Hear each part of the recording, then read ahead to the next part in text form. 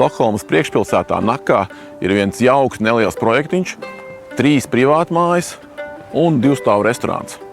Būvēts no koka, ārējā apdarē ir ķieģelīts, bet visas konstrukcijas, visas mājas ir no koka.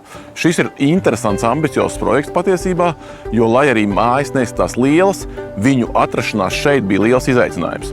Tāpēc, ka vieta, kurā mājas tika būvēta, ir ļoti šaura, un visa montāža tika veikta pa taisno no kravas automašīnām. Kamēr vienu māju būvēja, tika sagatavota pamata nākamajai mājai, un arī rūpnīcā tika ražota jaunā māja, un tad atkal atved nākamo māju, un tā samontēja vienu pēc otras. Tas parāda, ka koks ir ļoti izdevīgs materiāls tieši šādiem sarežģītiem projektiem, kur ir ļoti ierobežota telpa, ierobežots laiks un ir vajadzīgs augstvērtīgs un labs rezultāts. Projektu pilnībā realizēja Zemgales tehnoloģiskais centrs, kas veica gan projektēšanas darbus, gan būvelementu ražošanu, gan pašu ēku atvešanu un montāžu šeit uz vietas objektā.